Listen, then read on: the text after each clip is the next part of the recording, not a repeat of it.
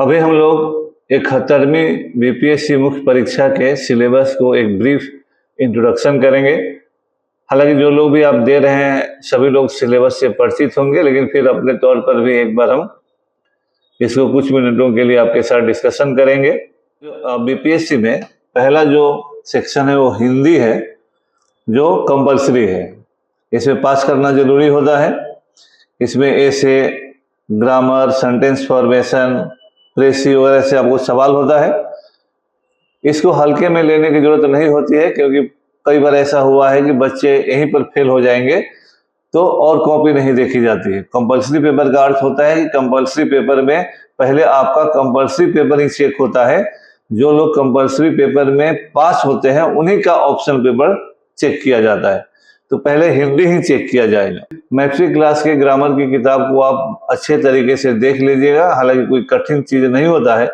जिन लोगों ने भी मैट्रिक तक हिंदी की पढ़ाई, ग्रामर की पढ़ाई अच्छे से की होगी, आपको केवल रिवीजन कर लेना है। मेरा कहने का मतलब इतना ही है कि इसको हल्के में नहीं लेना है।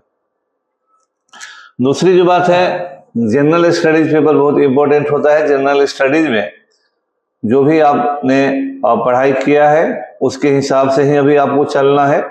जनरल स्टडीज में आपको पेपर 1 है। पेपर 1 300 नंबर का है।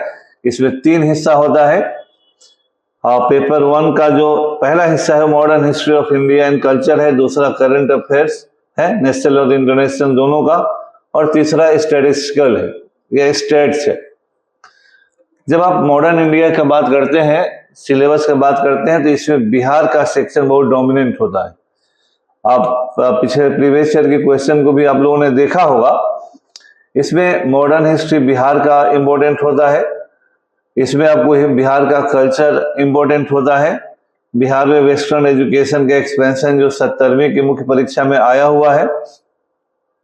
इसके अलावा बिहार में जो ट्राइबल रिवेलियन हुए, जिस समय बिहार का, उस समय जो ट्राइबल रिवेलियन का मतलब क्या है कि ट्राइबल रिवेलियन जैसे मतलब बिरसा का मूवमेंट है ना, संथाल अपराइजिंग है, इन सब से सवाल आते रहता है।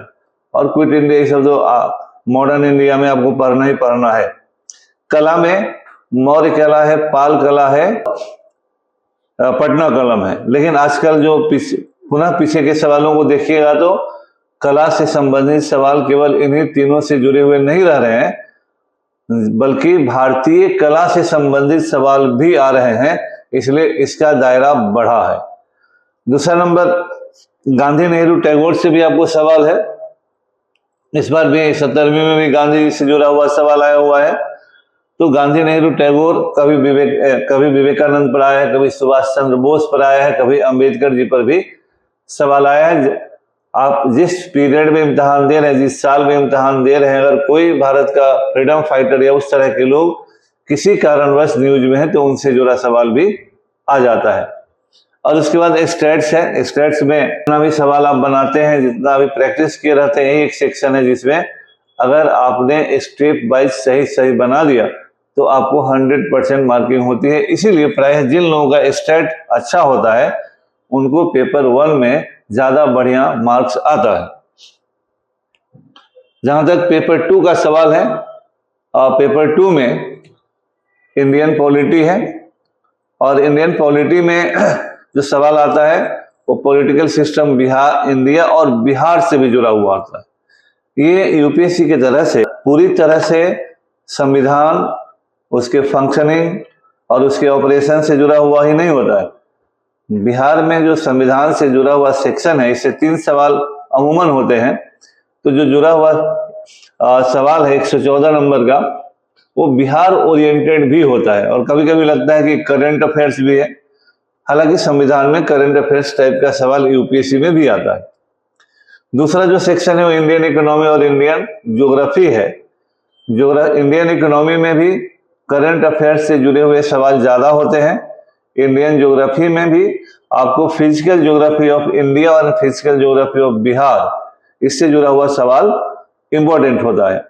इसलिए और कभी कभी तो इस तरह से लगता है कि करंट अफेयर्स से जुड़ा हुआ ही सवाल ज्योग्राफी और इकोनॉमी दोनों में पूछ लिया गया। ये सेक्शन इनवेरिएबली यूपीएससी जो दे रहे हैं लोग, उन लोगों के लिए ज्यादा फायदेमंद हो रहा है, क्योंकि वो ब्रॉडली पढ़ते हैं इन सेक्शंस को और उनकी जानकारी, उनका पढ़ाई, उनका सब कुछ इसमें ज़्यादा होता है। और प्रायः देखा गया है कि इकोनॉमिक के सेक्शन में स्टैंडर्ड सवाल आ रहे हैं, तो इसमें होशियार रहने की बात है। तीसरा जो सेक्शन होता है साइंस टेक है। साइंस टेक अभी का प्रॉपर साइंस टेक है, अप्लाइड, जब साइंस अप्लाइड होता है तो साइंस टेक है। तो इसके लिए आपको साइंस टेक के कोई अच्छी किताब को और योजना मैगजीन को, अखबार को अपडेट करते रहना होता है। आप इनके सवालों का आसानी से जवाब दे सकते हैं। अगला जो सेक्शन है इसमें ऑप्शनल पेपर है, और बीपीएससी ने ऐसा क्यों किया तो बीपीएससी बता सकता है, क्योंकि ऑप्शनल पेपर में नॉर्मली मेंस में रिटन इम्तिहान होना चाहिए, लेकिन इन लोगों ने ऑब्जेक्टिव कर दिया है। तो ऑब्जेक्टिव सवाल 100 नंबर का है, एमसीक्यू है, और हर आदमी के लिए जो क्वालिफाइंग मार्क्स है वो 40% है। जनरल कैंडिडेट के जो महिलाएं बैकवर्ड क्लास है, दूसरे लोग हैं, उनके लिए थोड़ा कम है, लेकिन जनरल के लिए 40% है। बार बार ये कहा जाता है कि इस पेपर के बदले रिटन पेपर अगर सरकार को रखना ही है, बीपीएससी को रखना ही है, तो बिहार से जुड़ा हुआ ही एक पेपर रख दे स्पेशल। सिलेबस को प्रॉपरली साइंटिफिक रूप से रिवैम्प नहीं किया जा रहा है, थोड़ा सा रिवैम्पिंग के नाम पर कुछ कुछ परिवर्तन कर दिया जा रहा है। तो मुख्य परीक्षा में ऑब्जेक्टिव सवालों का कोई मतलब नहीं है, ऑब्जेक्टिव सवाल के लिए प्रीलिम्स है। खैर, सरकार है, आयोग कॉन्स्टिट्यूशनल बॉडी है, इसका जो मन है वो करेगा, लेकिन ये उचित नहीं है कि आप मुख्य परीक्षा में ऑब्जेक्टिव सवालों का एक पेपर रखें। हम लोगों का भी सुझाव है कि इस चीज को बदल देना चाहिए, क्योंकि जिस तरह के पेपर्स इसमें हैं वो बड़े मुश्किल हो जाएंगे। इन्हीं सारे में से कोई एक पेपर आपको लेना है, और कोचिंग वालों के खिलाफ स्टेप हो या जिस तरह का स्टेप हो, किसी के खिलाफ स्टेप लेने के लिए आप बच्चों के साथ खिलवाड़ नहीं कर सकते।